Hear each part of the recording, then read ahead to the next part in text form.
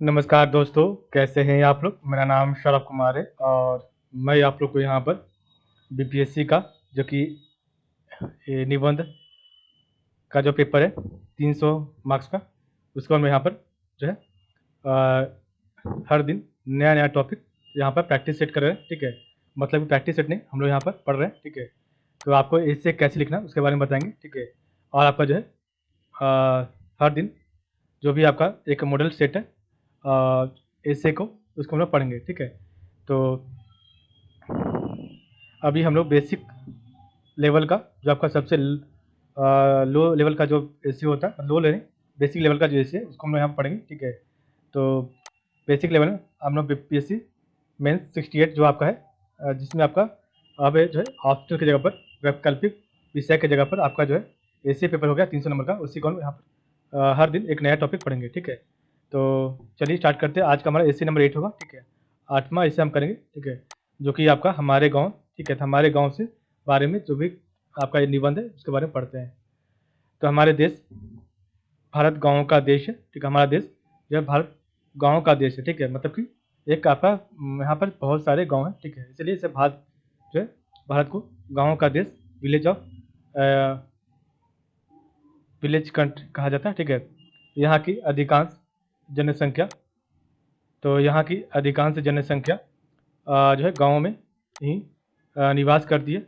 और भारत की अर्थव्यवस्था के विकास में कुटीर उद्योग, पशुधन, वन, मौसमी फल एवं सब्जियों इत्यादि इन सब के योगदान की अनदेखी नहीं की जा सकती। ठीक है,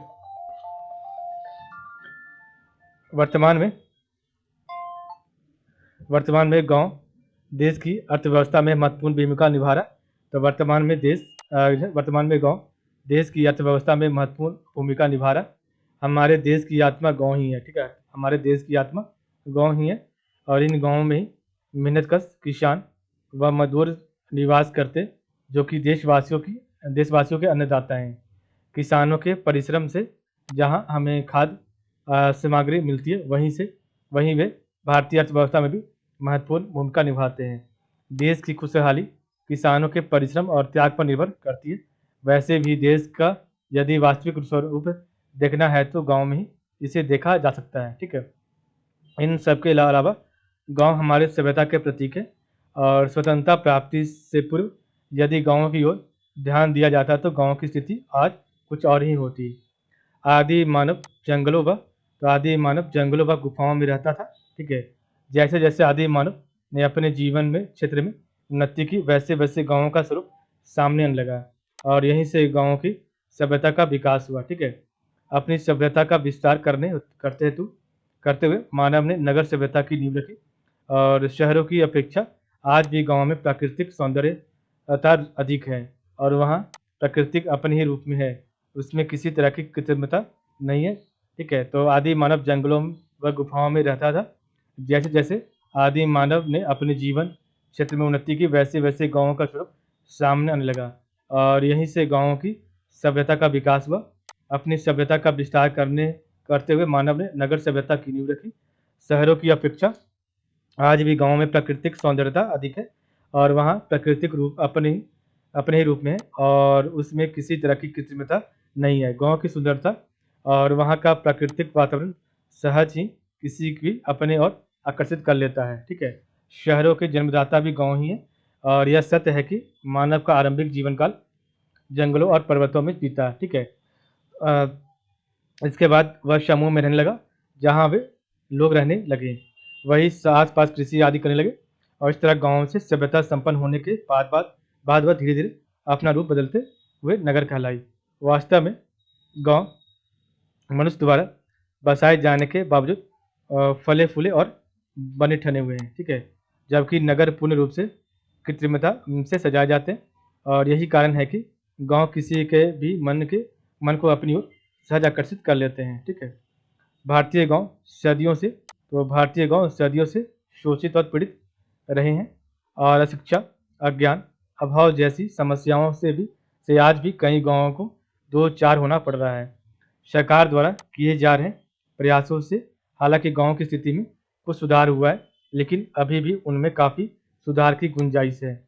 यहाँ हाँ, यह जरूर है कि किसानों को अब जमींदारों का शोषण झेलना नहीं पड़ रहा। गाँवों के उद्धार के लिए सरकार द्वारा जो योजनाएं बनाई जा रही है उनका पूरा लाभ गाँव को नहीं मिल पा रहा। इसका आधे से ज़्यादा हिस्सा भ्रष्ट राजनीतिक व कर्मचारी हड़प लेते हैं। गाँवों में विकास के बावजूद वह अपना सुख पे संजोए हुए वहाँ परिवर्तन इतनी तेजी से नहीं हो पा रहा जितना कि शहरों में हो रहा है। हालांकि अब गाँव में शिक्षा के प्रसार के लिए स्कूल खोले जा रहे हैं। किसानों की आर्थिक स्थिति सुदृढ़ करने के लिए सहकारी समितियां खोली जा रही हैं। इन समितियों द्वारा जहां किसानों को ऋण मुहैया कराए जा रहे हैं, वहीं कृषि उत्पाद खरीदकर उन्हें उचित लागत दिलाई जा रही है। गाँव में मेहनतकश किसान सूरज निकलते ही अपने खेतों की ओर निकल पड़ता है और मौसम के हिसाब से बोई गई फसल की निराई गुड़ाई कर फिर दोपहर में घर लौटता है। दोपहर का भोजन कर फिर वह खेतों की ओर निकल पड़ता है।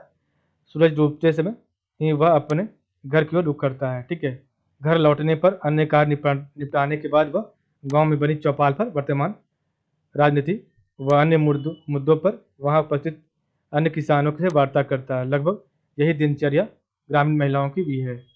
भारत गाँव में बसता है और आज भी 75% जनता गाँव में रहती है। मोदी जी ने गाँव को भी सर्वसंपन्न बनाने के लिए वहाँ जरूरी अधोसंरचना को बढ़ाने के लिए कई योजनाएं घोषित की हैं। ठीक है, महात्मा गांधी जो कृत्रिमता की अपेक्षा मौलिकता के समर्थक थे, इसलिए उनका कहना था कि भारत की आत्मा गाँव में बसी हुई है।